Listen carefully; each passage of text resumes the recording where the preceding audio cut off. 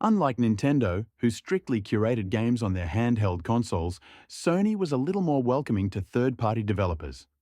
You could argue that they were perhaps too welcoming, since many of their games were less than stellar. Even some of the exclusives left something to be desired. But I found at least 30 that are worth your time. So let's begin.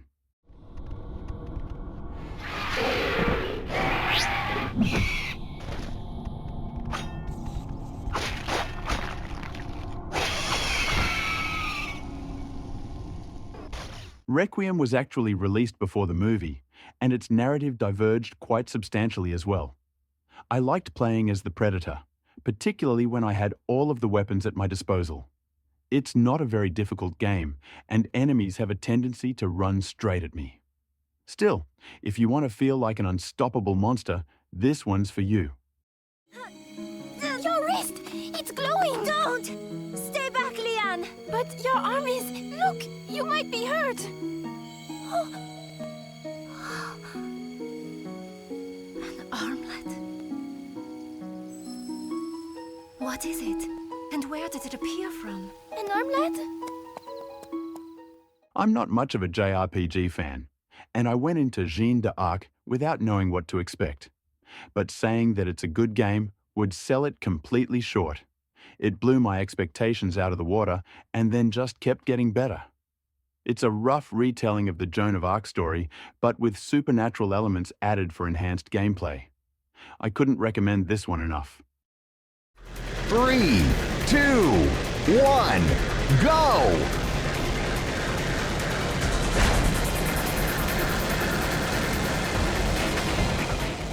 Modified Air Combat Heroes is primarily an aircraft racing game.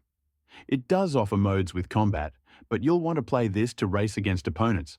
It's essentially the equivalent of Mario Kart, but instead of driving, you'll be flying. And you have several power-ups that can be used to go faster or to shoot at other aircraft. Could never understand. Evil or not, die.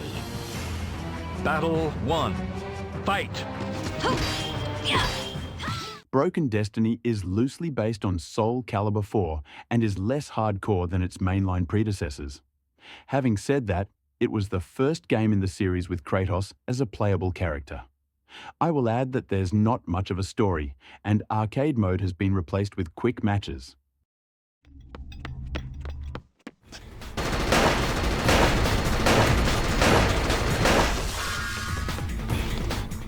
Coded Arms Contagion was one of the best-looking titles on the PSP, and really benefits from upscaling on the emulator. It's actually a sequel and arguably better than the original, despite lacking ragdoll physics. Sony had big plans for Coded Arms and wanted to expand the series to PS3, but that never materialized.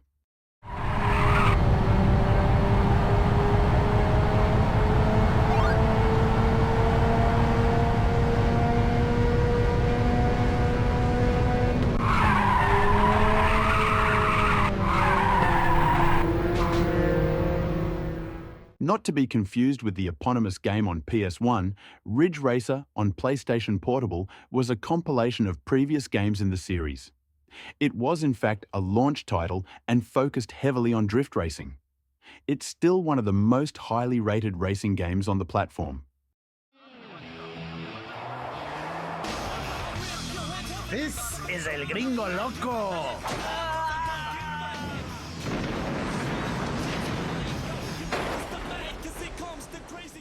Anybody who's played Total Overdose will recognize similar game designs in Chili Con Carnage. It's a spiritual remake of the cult classic. To clarify, it's a third-person shooter with crazy set pieces and over-the-top action. One of its strengths is the graphics, which hold up well even today. Its wackiness may be too much for some, but I really enjoyed it. That is a rune key, Dan. Place it in the claw of the rune gate and open sesame! Medieval Resurrection is a reimagining of the original game on PS1, so while it's not a one-to-one recreation, it does modernize the overall feel without losing what made the game special. Levels have certainly been changed, and others have been added or removed. The only downside is that there's no longer alternate endings, but otherwise it's great. Come on, come on! Move! Sir! Look out! Move, move! Into the trench! Keep your head down, soldier! They got us, and if they have crossfire! Roads to Victory was marketed as a companion game to Call of Duty 3, and it certainly feels like it's from the same campaign, even if played from another point of view. While not perfect, the single player will keep you enthralled if World War II combat interests you. It can also be played on the PlayStation Vita. So, Commander, the Breach specializes in heavy weaponry, so don't upset it. I smell fresh meat. Pursuit Force, Extreme Justice offer a very unique blend of vehicular combat and third-person shooting. It's not a deep story-driven game, but instead leans heavily on arcade gameplay. Difficulty is not too bad in the beginning, although good reflexes become more important as you progress further into the game. What?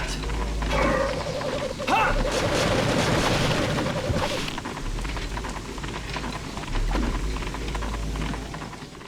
Dracula X Chronicles was a remake of Rondo of Blood, but shifting from pixel art graphics to a 2.5D perspective. Not everybody liked the change, but even if you didn't, the original PC Engine game became unlocked once you completed Dracula X Chronicles. Symphony of the Night is another unlockable game, which makes this release highly sought after for collectors. Use overdrive, Aya. You can jump into and take over someone else's body. Keep transferring from vessel to vessel to maintain an advantage during battle.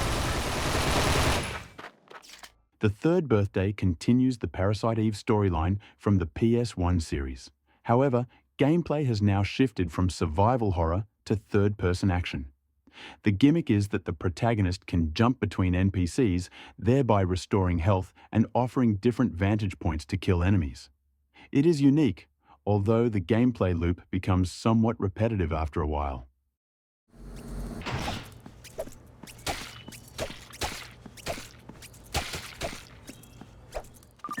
I may have forgotten to feed the plants, I'm afraid.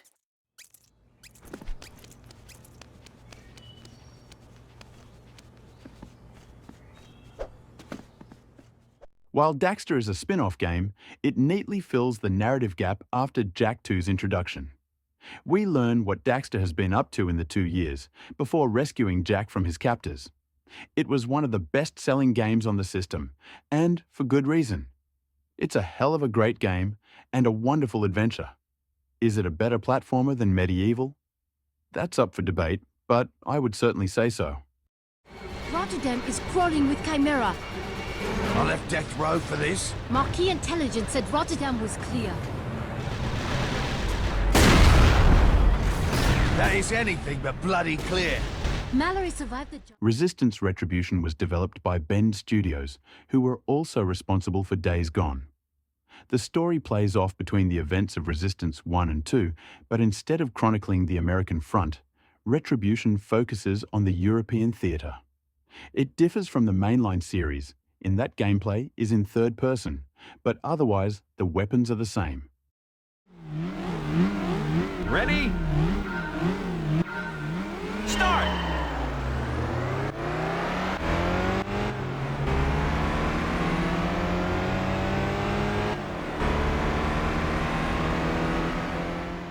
Gran Turismo is almost as good as its PS2 counterparts, but unfortunately it lacks a proper career mode. Instead, you just have single-player modes, which can be accessed from the main menu. And only 4 cars can race at any time, probably due to hardware limitations. Still, there are over 800 cars to collect, and over 40 tracks to race on, so this will keep you going for a while. An ability to jump so high you defy the laws of gravity is a must-have accessory in Little Big Planet, and your action button will furnish you with this. Give the action button... Despite having the exact same name as the PS3 version, Little Big Planet on PSP is a different release, with completely new level design. That's not to say it's bad or inferior, although Sackboy can only move between 2 lanes on the PSP version.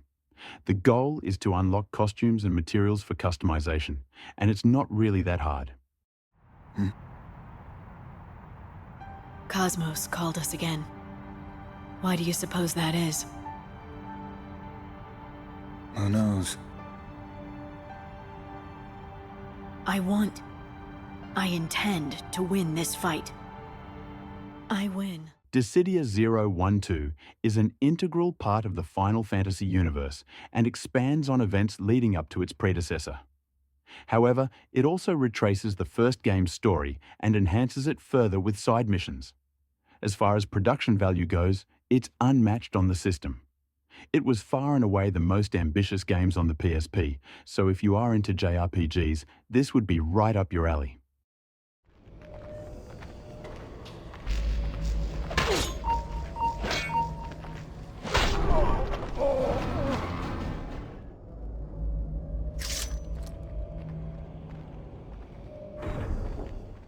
Bloodlines explores Altair's story after the original Assassin's Creed wraps up.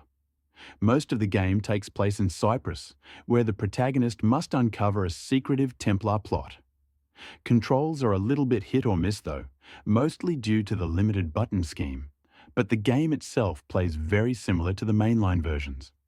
There's also a lot of loading screens, and that may put some people off.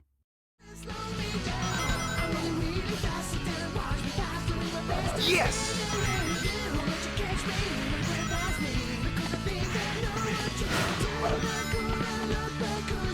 Time to end this! The Sonic Rivals series was supposed to be released on the Nintendo DS, but its director decided that the PSP would be better since it offered more processing power.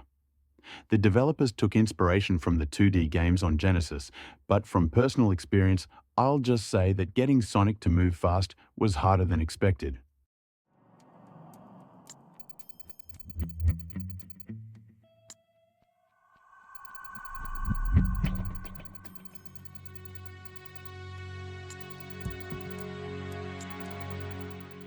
Portable Ops was a proper Metal Gear game, even if its name doesn't suggest that. It plays exactly like every other game in the mainline series, probably because Hideo Kojima was the acting producer. The plot carries on from Metal Gear Solid 3, although several years have passed in the meantime. As for the game itself, it often felt like it was too much for the PSP, and playing at 20 frames is a little underwhelming. But now it's time to stop talking and just show the honourable mentions. Let's get cracking.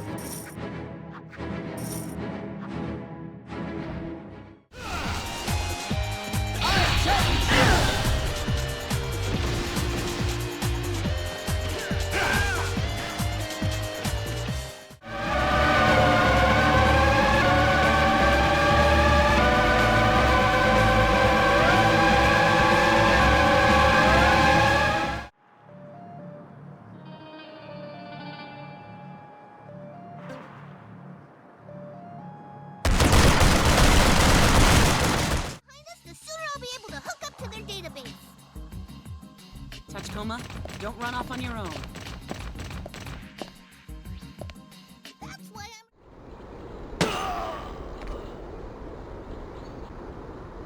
Enemy right there.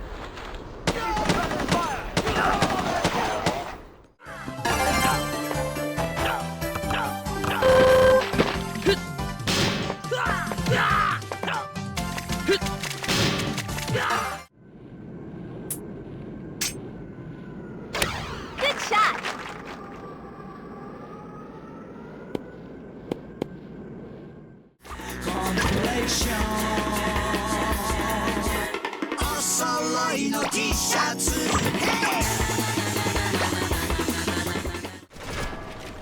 The enemy is here! We've got him on the run! We got him!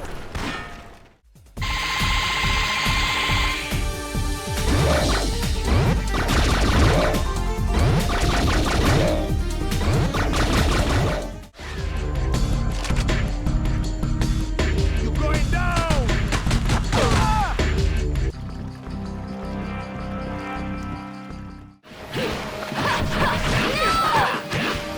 Shadow Clone Jutsu!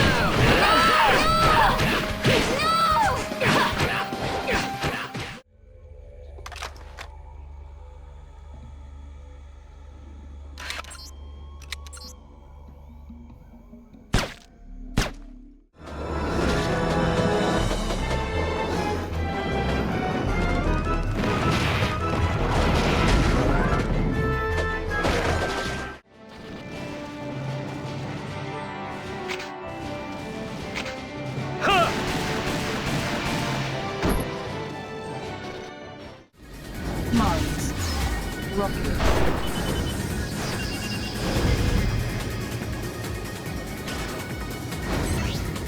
Rocket. Well, that's it for this video. If you found it useful, please remember to give a like. It really helps with the algorithm. Thanks for watching and have a nice day.